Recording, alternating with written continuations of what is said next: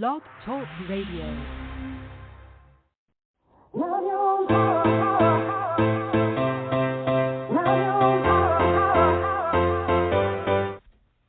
Chatting with Nat is a podcast for independent women seeking to speak their truth and to break down barriers. We host honest conversations that help to guide and empower women. Speak your truth and set yourself free. Let your voice be heard. Hi,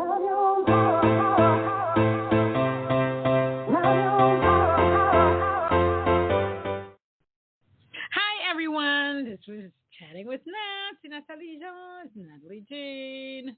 Today we have the honor of having singer-songwriter N.E. DeChant. N.E. DeChant is a first and last a storyteller and an artist who writes with the shit-kicker urgency and sweet understanding of the people who stumble and keeping on. She's a 5-time winner of Cleveland's Singer-Songwriter of the Year and a 2020 Kerrville Folk Festival Songwriting Competition finalist. She released her best of record, Every Little Everything, in 2020. Her 2017, The Sun Coming In, climbed to number 6 on Roots Music Report and the single Sunday Morning Drive to number 1. Let's give her a round of applause.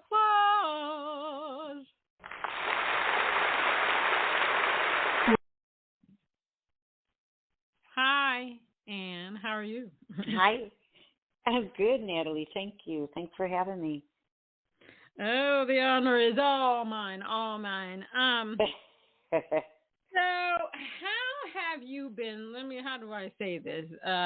Elections, George Floyd, Roe versus Wade, tsunamis, earthquakes, assassinations, polio made a comeback, COVID had some babies, cicadas, RSV, flu, pandemic, you name it. How have you been through this? And measles tried to come back. And then now there's a new strain of gonorrhea.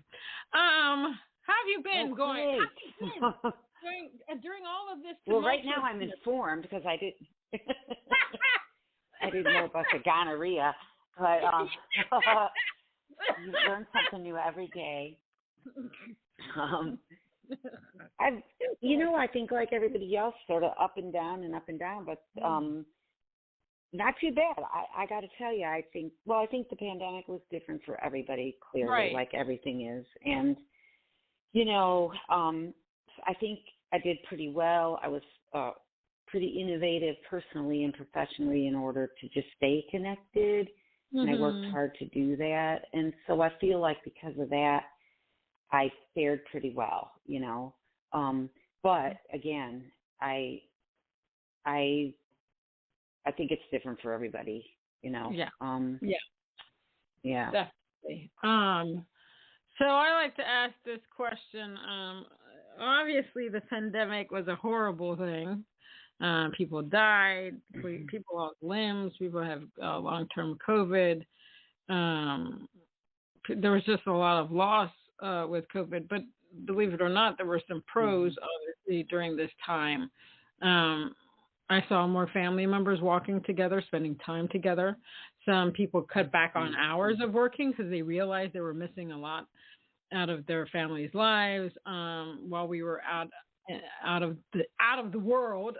The animals and Mother Nature got to breathe. The pollution level went down. I read a lot of articles about people quitting their jobs because what the pandemic did is made people realize that, oh, yeah, life is really short. I better get off my ass and start doing something that I love. People know that they have to eat. They need clothes on their back. They need lodging and stuff like that. But they want to do something that's more in line with their passion, their destiny, something that will make them happy and not miserable when they walk through the door. There were a lot of articles on that. And then there's artists like you and I that are out there doing our thing. Some people released tracks, singles, albums, EPs, and some people decided to rebrand. Some people decided, music is not for me. In regards to your own artistry, did you take time? What I'm trying to say is time for self-reflection. I think we had enough time. Everybody had time for self-reflection. Some people decided, I don't need to change. I'm a badass the way that I am. And just some people just decided, oh my gosh, I'm reevaluating things and I need to do something different, or you just stay the same. So what did you think about, if you thought anything? If anything, I've just now sort of come down off the pandemic and started to reflect more, because during the pandemic, right away, Natalie, I decided, I've got to get online. Like, we were pretty quick, me and my partner, Aaron, in responding to the fact that we weren't going to be able to be performing live. And I said, I'm not going to lose my audience. I'm going to stay in touch. So we definitely started the 11:30 bathroom break, which was my show. Mm-hmm. It was from our bathroom. We live streamed. We got in real early before everybody and their brother was doing live streaming. And consequently, we grabbed a large audience. Like, some days we'd have 700 people watching. Of course, that declined as more and more people came into live streaming. Right. But we were busy. So 55 episodes every weekday for 55 episodes. And then I did another different kind after that. So I was live streaming like crazy. And not to mention, like, the technical aspect, like, thank God for Aaron, because otherwise I'd probably be in the closet with a six-pack. But afraid, because I don't think that I would have technically been able to figure it out. So the pandemic for us and for me was busy. So no time really to reflect. And not to say that I didn't, think about everything that was happening. I mean, I had a friend who lost her husband to COVID, and of course you're reading all the stories and you're online and talking to people about their hardships. So it wasn't as if I wasn't present enough to think, but I was also just as busy as I am when I'm performing live. It seemed like, because I was, just from my bathroom. But so I think it's now really, Natalie, that I'm like sort of reevaluating the way I do things, what I do and don't want to do. And I'm actually I'm taking a break right now. Like 2023, I sent a letter to my fans. I said, hey, I got to take a sabbatical here. And I hadn't done that since I was probably 23. I took, don't get me wrong, I had vacations, but I never wasn't working. And so now I just pulled off my bookshelf the book, The Art of Doing Nothing, and I might read it. So it's going to be weird, but I'm starting to rethink just now, like, what am I doing? Why am I doing it? And how am I doing it? Like, I don't want to live stream anymore. I wrote to my friends a couple of months ago. I said, I'm over it. Like, I'm a live performer. That's what I want to do. And I'm a writer.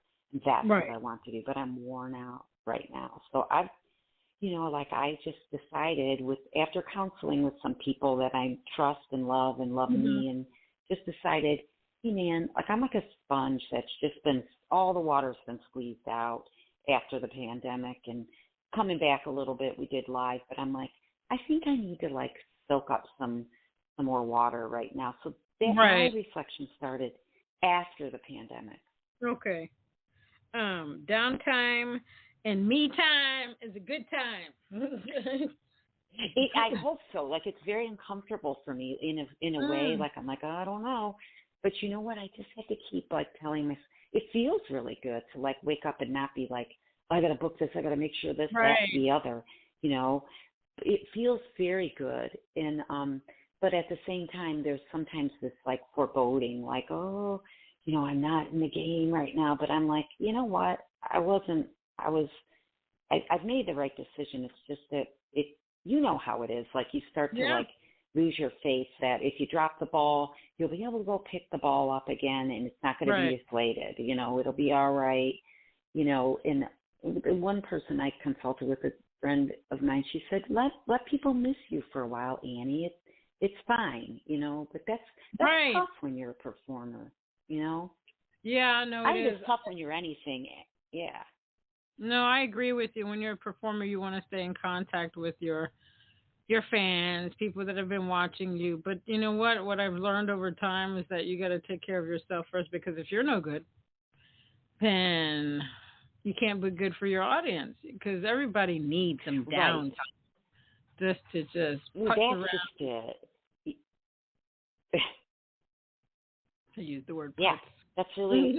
I'm glad you. I'm glad you. Or you could say lollygag. You rarely get to use that word either, and I want to lollygag as well. But yeah, it is frightening. Like I said, I'm sure you can relate, or a lot of people could relate to having different jobs. But it is that thing about being a performer. They're going to forget about me or blah blah blah. But you're right, and I'm glad you said it. Like, you are no good to anybody else if you're depleted.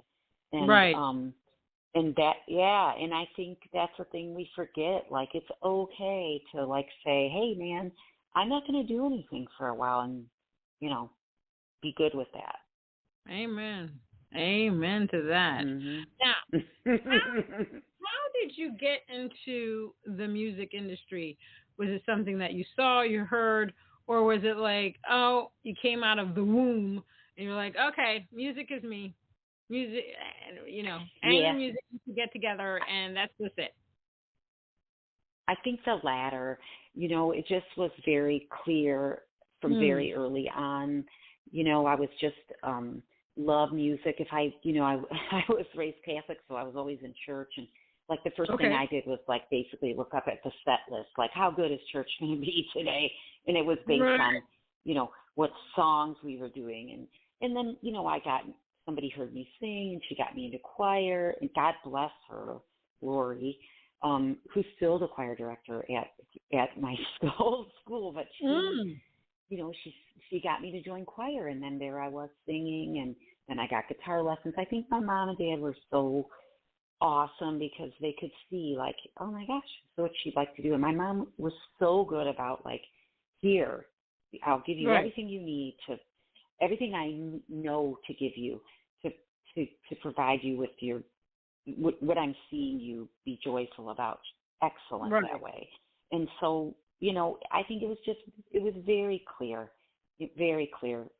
and I could, and this is, I don't think I'm extraordinarily unique. There's lots of people, especially when I moved to Nashville. I lived there for a long time, and you realize, oh my God, there's so many people that can do these.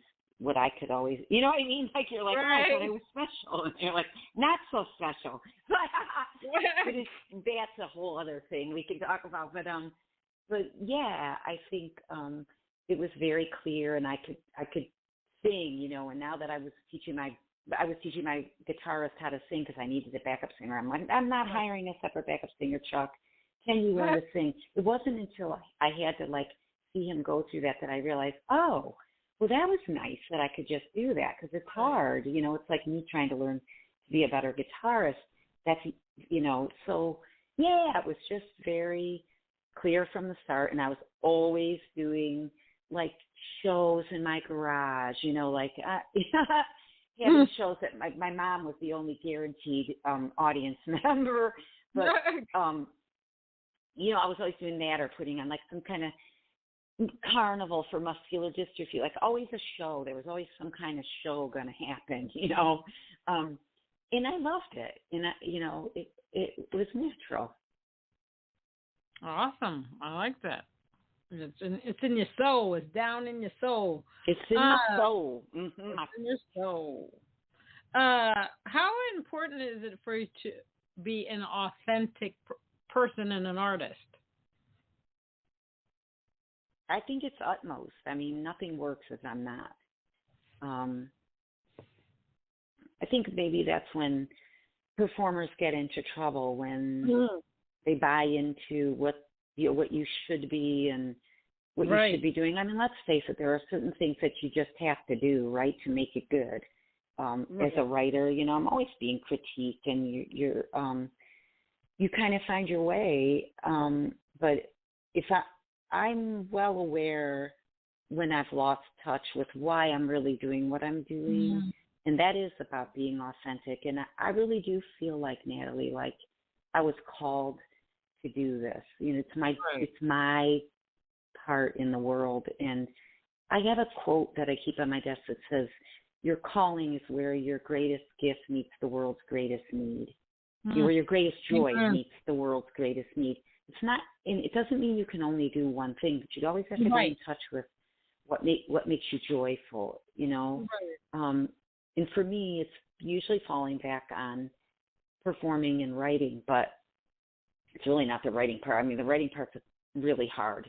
But I like being done with the song, you know, like thank God Billy Joel said it in an interview. Somebody said, "Do you like writing?" He said, "I like having written." And I was like, thank God someone said it.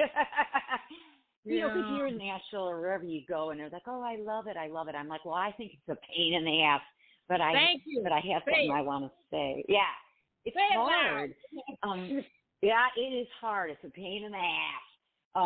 But I do love having written, you know, like there's nothing more exciting to me than like having a song or part of a song and being able to go, oh my God, I can't wait to play this. I can't wait to tell this story. You could feel it, you know, those are vibrations for sure. So I think when you lose that, when you lose whatever it is that's vibrating in you, in whatever path that takes you on, if you lose touch with that, then all's lost. You know, you're going to keep losing.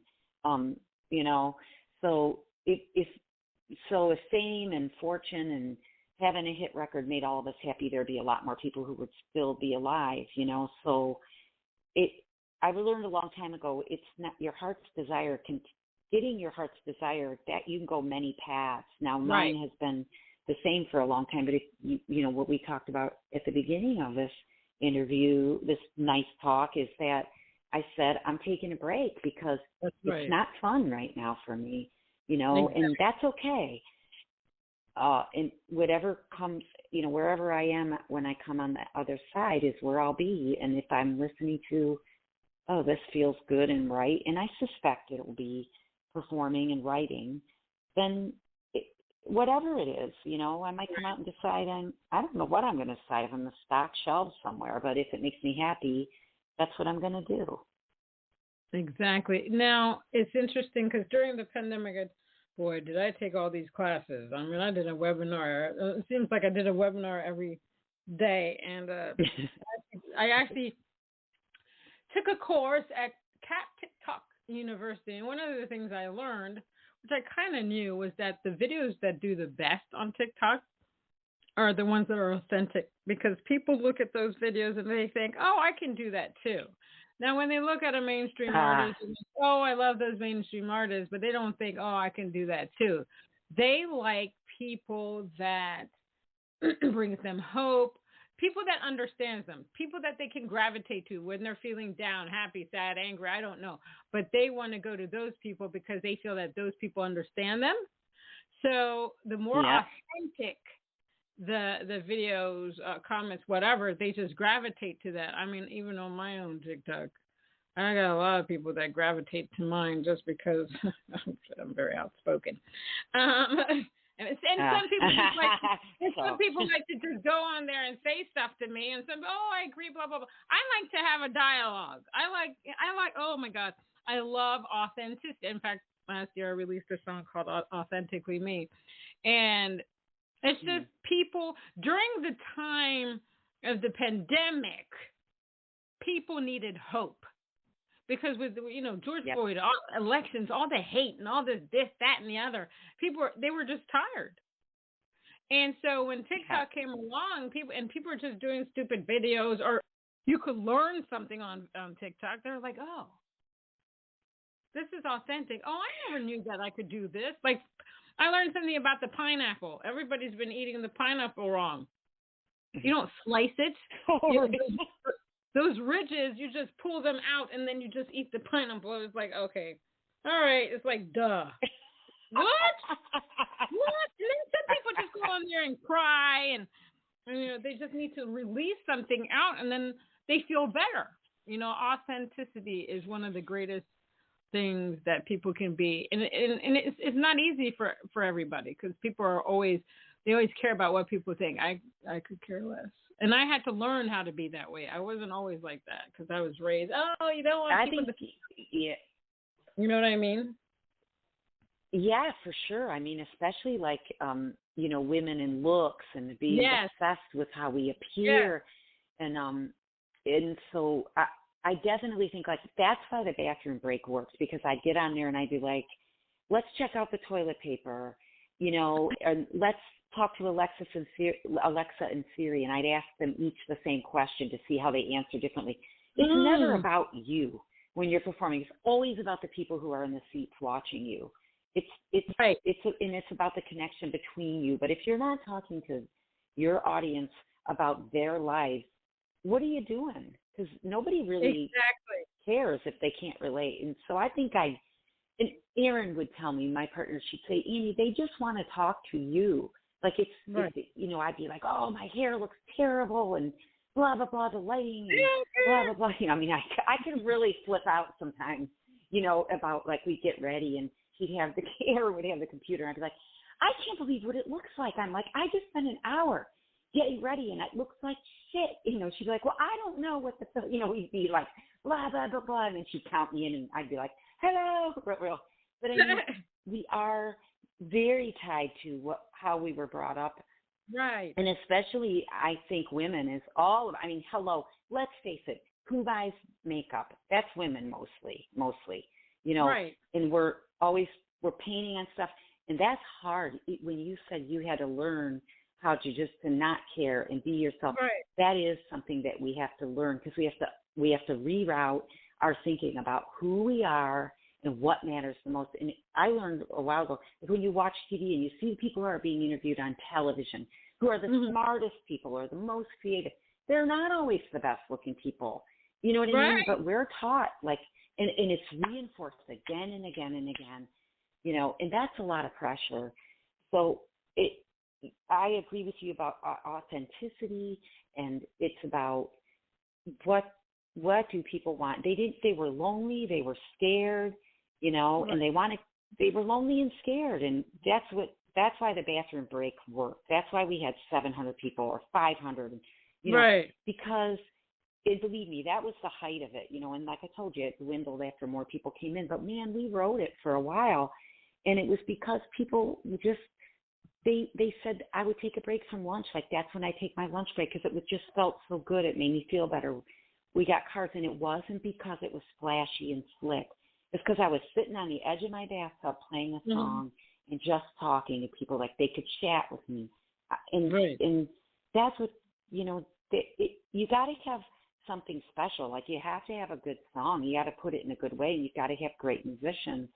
You do, but it's not all about that. Right. It really isn't. I mean, I agree with you wholeheartedly. It's interesting because I did a post on TikTok about Madonna. I mean, when people have fans, they really have fans.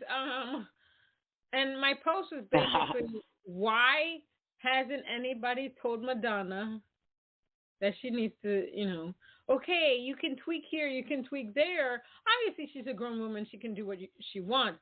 But I know with plastic surgery, some people die from plastic surgery, and I'm concerned because Madonna definitely doesn't look like the way she used to, based on all the plastic surgery she's had. And, people are like, why can't, mind your business, she can do what she wants. But I said, and people were like, why do you care? And I said, why don't you care? I said, I'm concerned about her health, her mental state. And some women did come on there, and they said, well, it's also the pressure from the world in regards to women and aging and still looking beautiful. I mean, I go on my TikTok.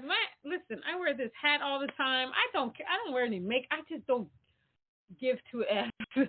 And it's because I'm being authentic. I'm tired. I don't have time to put on makeup for people that's not me anyway. You know what I mean?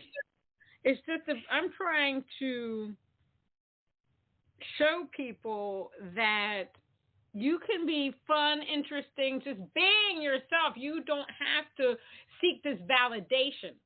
So that's the other thing I want to talk about, because I talked to somebody else on my podcast about validation, and he said in the music industry we're always seeking validation, but I don't seek validation. I'll never seek validation. Yeah, would it be nice for people to love my music, love your music, stuff like that? Yeah, but people, they don't validate me. I validate myself. And that's what I was trying to get. I was like, we need validation now. Obviously, we want, the music industry, if we're trying to get on a label, to like our music, but they don't validate our music. They don't tell us how great our music is. We have to know how great our music is. I don't put anything out that I don't love first. You need to love what you put out. You're putting your heart and soul into it. So that's what you have to, that's what you're bringing out into the world, I'm hoping. So why do you need validation from anybody else? What is your take on validation? Well, I think that the industry comes with its own set of rules that were established without my permission. But, you know, and it, I hate to say this, but I shouldn't say it is what it is. It is what it is right now. That's not to say it couldn't change. But it's a hard one thing to not care, you know. And so I would say, going back to your story about Madonna, now, see, I just saw something recently where children walking through an airport, and I thought, it's going to be all of us because she's not, you know, a size 4, you know, anymore. And I thought, here we go. So I just turned it off. I thought, I'm not even going to engage in this. As far as I didn't notice anything about plastic surgery, but I am the same. My attitude about it is, I think, similar to yours in that I'm more worried about their state of mind. It's an industry that chews you up and spits you out. You better not get old. You better not get fat. Right. And, you know, you better be smart, but not too smart, you know. And if you're smart, you better be good looking. Like, those are the sort of some of the criteria that I've noticed, you know, like be nice, you know, play nice. And I do play nice, but playing nice doesn't mean you concede like to everything. But you're not a doormat. Right. Right. It's true, but it is. I'm not going to say to you that I don't think, gosh, I hope before I walk out on the stage that I look good as well as sound good. But look good, I mean, that's a relative term, right? It's what is looking good. I see people, I mean, I have to tell you, there are some movie stars that I see, and I think it's tragic that they've altered themselves. It's not for the better, you know, and I will look at them and think, she would have aged just beautifully. And guess what else? What if she didn't? You know, but in this industry, I think I'm seeing now that women you're seeing more female producers, more female writers, more female directors. I mean, let's face it, we got a long, long, long, long way to go. But you're seeing more, and as I'm seeing that, I'm seeing women who are, you know, old. They're not 25, they're not 30, they're 50, they're 60. You know, they might be 70 and they're getting roles. Well, that wasn't true probably even just 15 years ago, where, you know, you would hear female actresses saying, I can't find roles anymore, you know, when they're not being raped by Weinstein. But, but, you know, so there's something severely unfair still in our culture with regard to women and work.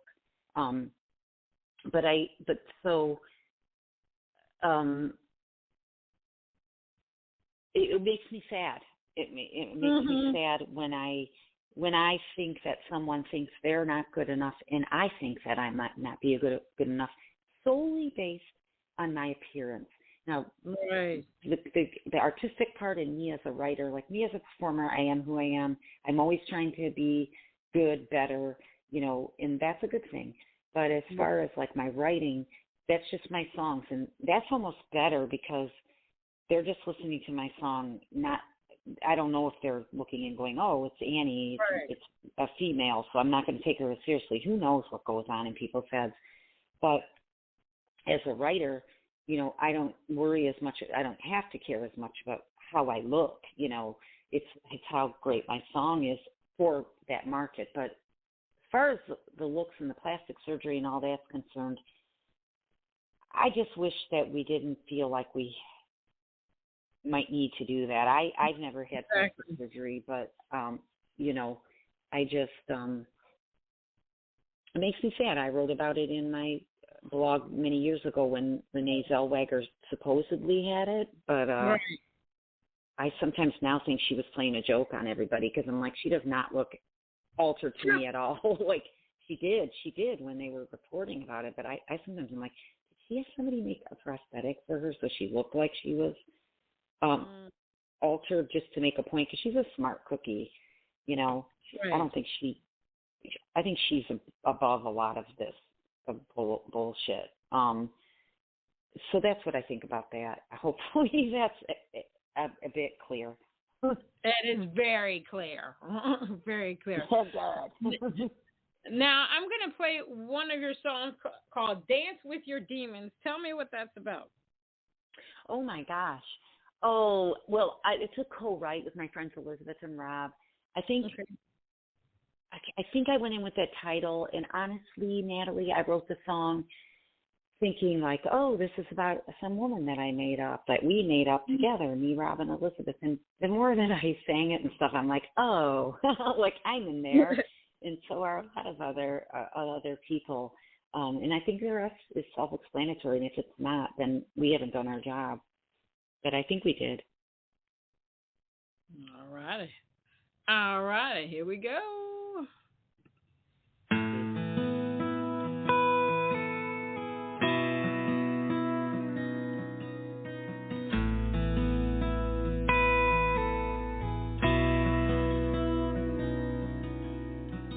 I got this friend, her life hasn't been easy. She lost some of her best years to Adderall and whiskey. She's on her way back up, but every day's a struggle. She says, I feel like a phoenix, halfway out of the rubble. And I asked her, how do you keep on going? She said, you gotta dance with your demons when they're standing in your way. If they tell you they're not leaving, you don't have to let them stay. You got the right to run your life. Don't give them power anymore.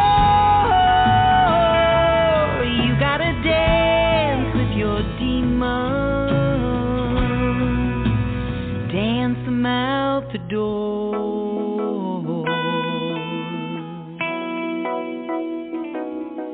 You know, I got this voice, it lives inside my head. It tells me I'm not good enough, I'm not pretty, I'm a mess. Sometimes I let it win on days when I feel lonely. Then I think about that friend of mine and everything she told me. You gotta dance with your demons when they're standing in your way. If they tell you they're not leaving, you don't have to let them stay. You got the right to run your life. Don't give them power anymore.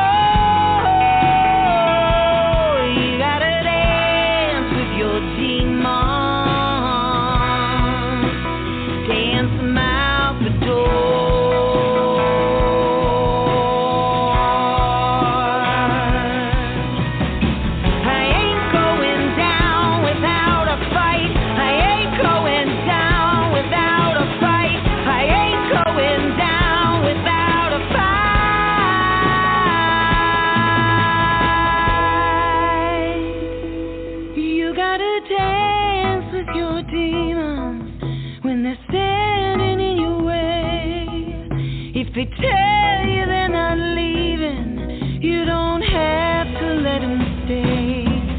You got the right to run your life. Don't give them power anymore. You gotta dance with your demons. Dance them out the door.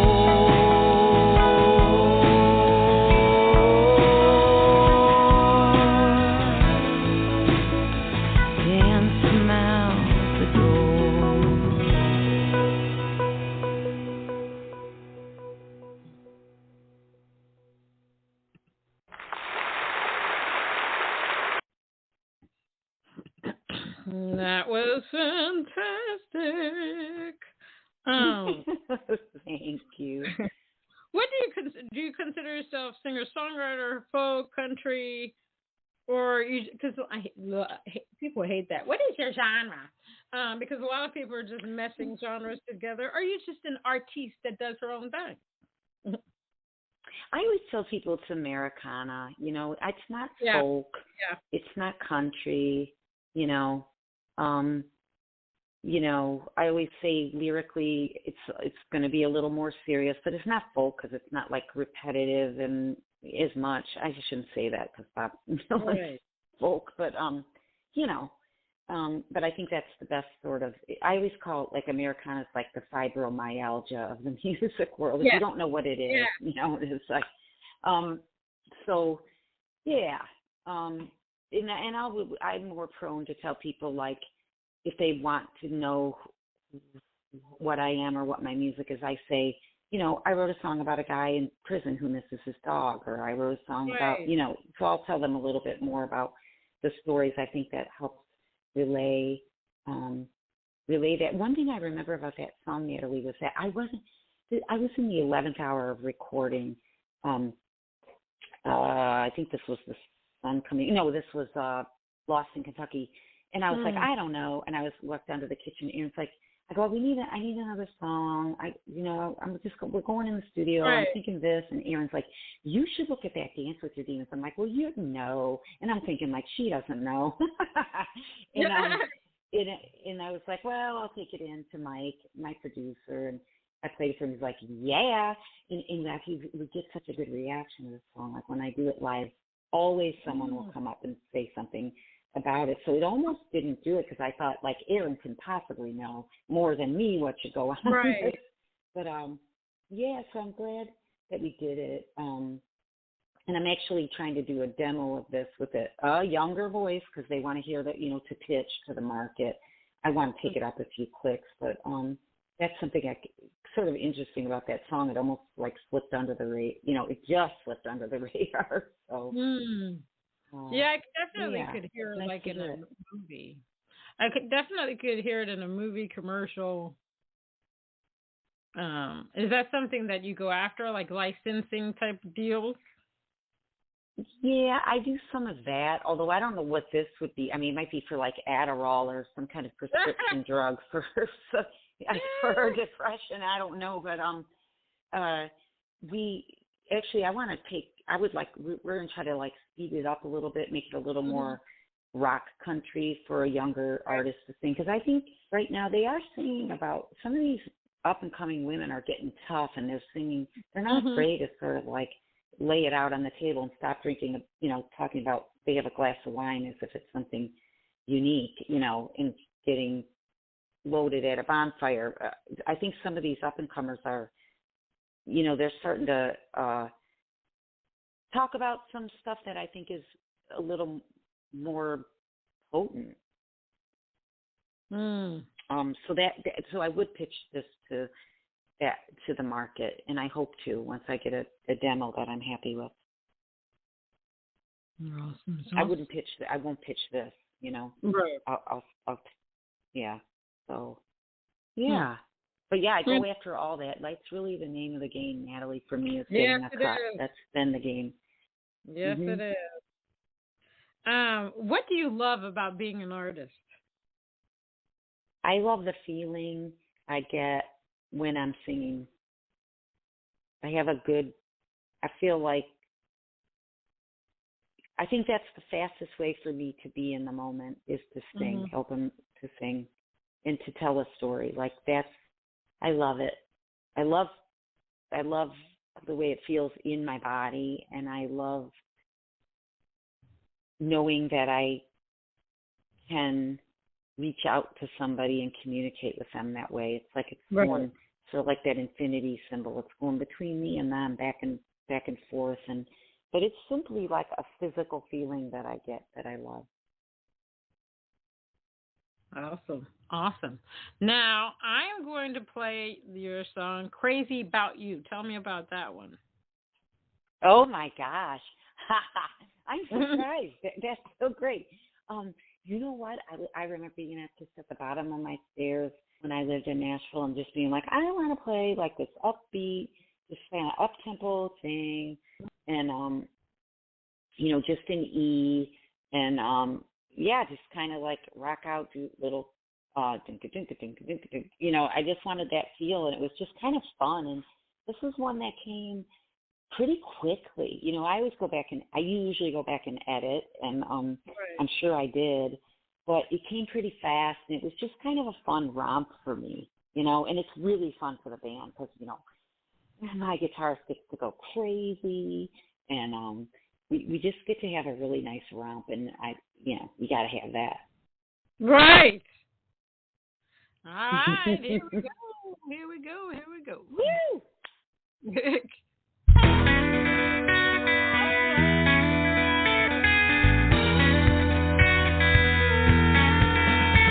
I'm crazy about you, baby. That's what's going on. Crazy about you, baby. That's what's going on. If you don't believe me, listen to my song. Don't come knocking here no more. Don't you dare come knocking here. You know I can't resist you. Don't you dare come knocking here. But if you say you miss me, I'll come knocking over there.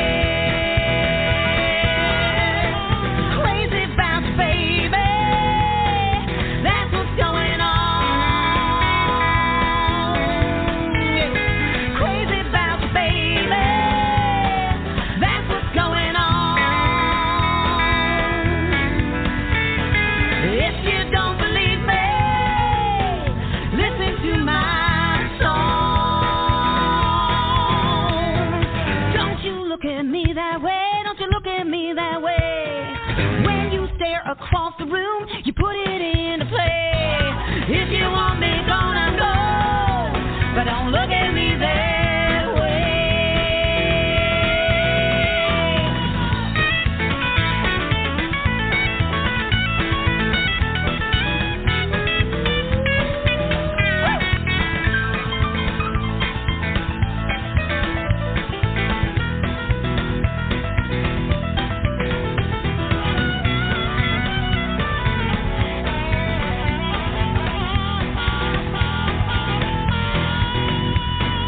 Don't come kissing up on me. Don't you come on kissing me. To you, it's all just fun and games. To me, it's misery. 'Cause when you press your lips to mine, it's like honey with a sting. Crazy about you, baby. That's what's going on. Woo! Crazy about you, baby. That's what's going on. If you don't believe me, listen to my song. If you don't believe me,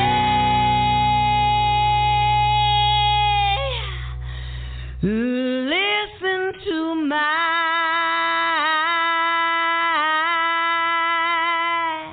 1, 2, 3, 4.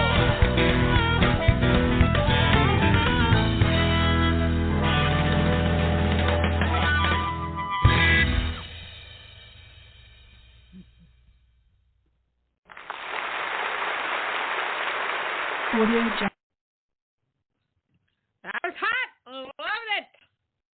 You have some of my favorite instruments in that piece. Oh I my love it. gosh, yeah, those guys are kick ass, aren't they? Great players. Woo! Had me tapping my Yeah. toes. Tapping my toes. Good. I love that. That's fun to hear. I don't listen a lot, but boy, that was nice to hear them again. Now, one of the questions, last question I have for you is this. What are 3 things you wish you had known before you got into the music business? boy, before I got into it. Yep. I mean, you've learned so many things being in the music business. So what would you have wished that you had known before you got into it? I mean, things that you may have sidestepped and said, no, I'm not going to do that mess. Yeah, I think I wished I'd have known to keep, when you could still knock on doors and just sit with people more and talk with them and learn, like not be so goal-oriented when going into a meeting, rather be like, okay, I'm just talking to these people and that's cool. Like I don't have to walk out of this office with some result. So I think I would hope that I would have had more of that, and now I can, but just to gather the information. Like I just saw the movie The Fabelmans, Spielberg's latest, and the kid goes into the office at the end and he realizes he's in John Ford's office, this fantastic, this director who he loves. And John Ford is a total kind of jerk to him. He's lighting his cigar and taking his time at it too. And he tells him he gives him this bit of advice. I won't tell you the whole scene, but he gives him this bit of advice. And Spielberg walks out and I'm like, wait a minute. I'm like, did he get a job? He doesn't seem like he got a job like as an assistant to him or anything. He doesn't care. He just peeks back in the door. He goes, oh, and thank you. He gave him this bit of advice about filming on the horizon. And Spielberg took it and ran with it, but he was delighted. And I think I wish I would have been more like that going into it, because I think I would have learned more and maybe moved along more, I don't want to say more quickly, but more efficiently, and with, so I would, that'd be one thing I wish I would have known to do differently. Just talk to people and ask them to be mentors and teach me things, but not be like, what do you got for me? Right. Right. Yeah, that's one I can think of. Okay. And I think I would have gotten better maybe a little better at my instrument, although I worked really, really hard on my voice. But now I'm like, oh, I wish I knew how to play better. But I spent my time, believe me, working on that. But yeah, you know what? I think I'd have moved to Nashville sooner. Because nobody knew what to do with me and my bands in Cleveland. They didn't have a clue as like what to do, and I would have done it sooner. So that, because then I would have been immersed, in it sooner, and I would have. You rise to the occasion, and the occasion is in Nashville, LA, and New York still, as far as I can see. Not that nothing's going on in other places. I love cutting my teeth in Cleveland, but at a certain point, the industry's not there. So when you get into the industry, you see like all the talented people, and you got to rise up. And I think I think I've done that, but not to the degree with which I want to yet. But I think earlier might have been. I would have enjoyed it. So. I'd have gone earlier. That's the two I can think of, Natalie. Good. I wish I had. I wish I'd known how much work it takes. I mean, this is a 24/7 job, especially now with social media and being on all these damn platforms to be seen and heard. It's just crazy. And I would have loved to have known more about, it seems like there are a lot of grimy scammers in the music industry. It seems that they always know when somebody's about a young, fresh person starting out to do music, because they latch on to, I can do this for you, blah, blah, blah. It's basically, you have to do your due diligence. You have to research people that contact you, every single person, to make sure that they are legit. Yeah, it's a lot of work to get to the middle, and of what's really going on. And I agree, and I can't, the social media thing too, for me, I'm like this, I can't take it, it's just, it's just nuts to me. I'm like, get your ass up off your couch and go to a live show. Even if it's not me, go see somebody. Go to a movie theater. Like, enough, you know. I think there are some good things about it too, but for us to have to stay busy with that, I don't like it. I don't like being in front of the computer all day. That's why I chose music, because I didn't want to be sitting down at a desk, right? And here we are sitting at a desk. I'm like, no, thank you. I'm sort of rejecting a lot of it, but yeah, I hear you for sure. I want to listen to your music too, so I need to get on it. Really, you're very interesting. Yeah, I mean, you know, when people are writing music, some people, you think about, oh, will this work on this platform? Will this work on that platform? Some songs I have done that. Some songs I haven't. It depends on what the song is about. It's way more work. It's not like back in the day. You could go into a radio station. Hey, maybe you want to play my record, my single, my whatever. And they might play it. Now right. It's tougher. But the upside to these platforms is that there are many more people that can find you. Like, the streaming platforms don't pay us well, but they can find you. That's the upside to streaming platforms and all these social media platforms. So it's like you're damned if you do and you're damned if you don't kind of situation. But sometimes I'm just like, I can't. I'm like, okay. I mean, even during the TikTok University, it said you should do 5 videos a day. I tried it. Yeah. And in the beginning, I was doing it, but it was like nonsense. I was like trying to come up with ideas, and I'm like, well, I can't just sit here and just, like, one day I just want to sit there and just stare. Like, right now, and here's the irony. I'll post my music and stuff like that, and I'll get a couple of views, this, that, and the other. When I post stuff, when I talk about stuff going on in the world, I did a post about, there's a rumor about Jennifer Lopez wanting to do a Whitney Houston tribute, which would have gone down the drain. And I got 55,000 views on that TikTok. Me expressing my opinion. Right, it's the weirdest thing, because everybody's got one. So, and they want you to know what it is.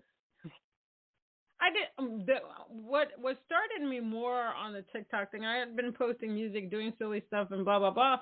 Was when Roe versus Wade got overturned, and I started talking about it because I learned so much about women, what women go through because of the overturning of Roe versus Wade. I just started talking about it. And so, you know, we got to keep fighting these things. People can't.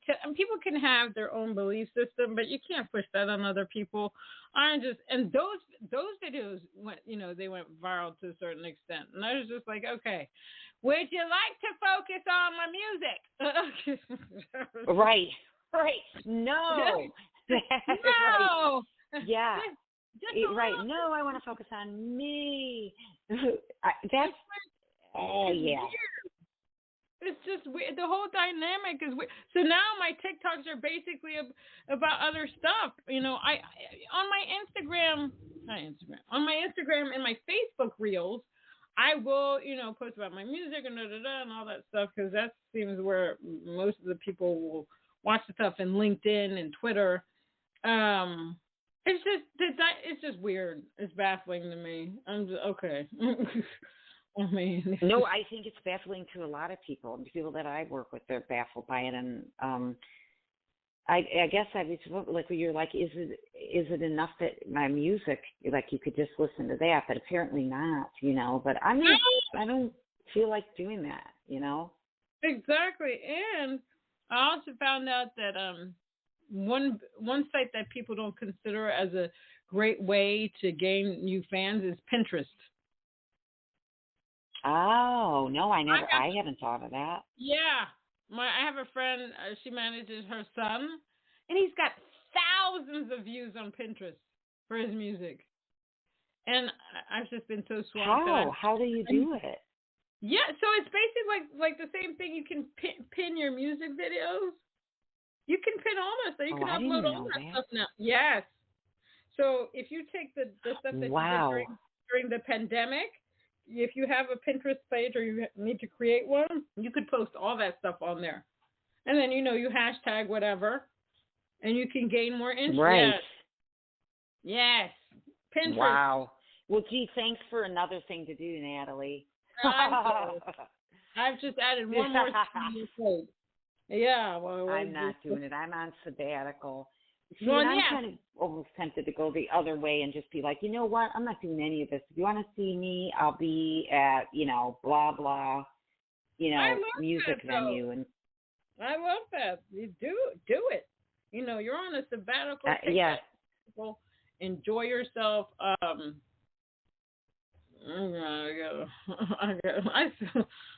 need to update my website. Oh, I need to do a bunch of stuff. Some days you just will. I need to do like you. I need to say, F it. I'm going to relax right now. I'll get to it when I get to it. I can't. The world will keep you going as long as you'll go, like a corporation. They'll take as much as you can give, as you'll give them. But, yeah. Exactly. When the last thing you're doing is singing and playing your guitar, something's wrong, right? Right, exactly. 100. Yeah. Well, Anne, thank you so much for being on Chatting with Nat. I love your voice. You're so welcome. You're awesome. Okay, what else can I say? Thank you. Awesome. So are you. Awesome. I think you are. This has been delightful. Thank you for it. You're welcome. Now, if anybody else wants to learn more about Anne DeChant, you can go to her website at www.annedechant.com. She is on Facebook at Anne E. DeChant Band. No, I see AnneEDeChant.com. Yes, as the website Anne E. DeChant Band on Facebook. Anne DeChant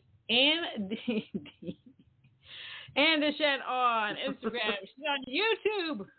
She's on Spotify. Hell, if you don't remember that, then you need to do what I tell you. Just Google me. Just Google her. Find her. You'll find her. Right. Stream her music. Better yet, why don't you buy some of her music? Yes, you can still buy music. I know that's a foreign concept to a lot of people, but yeah, we need to make a living. All right. So here you have it. Some amazing, amazing singer-songwriters, folk, country, just beautiful people on Chatting with Nat. And I thank you again, Anne, for being on Chatting with Nat. And hopefully one day we can do an Instagram Live. That'd be awesome. All right. Thank you. Well, I hope you have a great rest of your day. Until next time. Until next time. Rock on. Rock on. Thank you.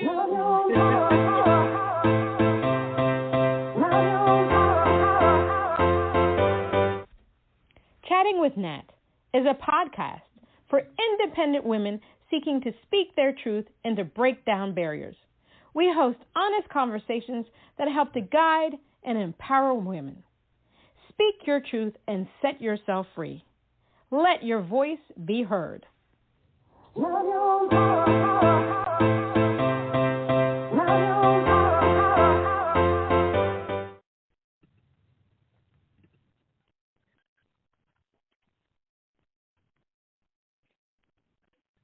My brother-in-law died suddenly, and now my sister and her kids have to sell their home. That's why I told my husband we could not put off getting life insurance any longer. An agent offered us a 10-year, $500,000 policy for nearly $50 a month. Then we called SelectQuote. SelectQuote found us identical coverage for only $19 a month, a savings of $369 a year. Whether you need a $500,000 policy or a $5 million policy, SelectQuote could save you more than 50% on term life insurance. For your free quote, go to SelectQuote.com. SelectQuote.com. That's SelectQuote.com. SelectQuote. We shop. You save. Full details on example policies at SelectQuote.com/commercials. Okay, round two. Name something that's not boring. A laundry? Ooh, a book club. Computer solitaire, huh? Ah, sorry, we were looking for Chumba Casino. That's right. ChumbaCasino.com has over 100 casino-style games. Join today and play for free for your chance to redeem some serious prizes. ChumbaCasino.com. No purchase necessary. Void where prohibited by law. 18+ terms and conditions apply. See website for details.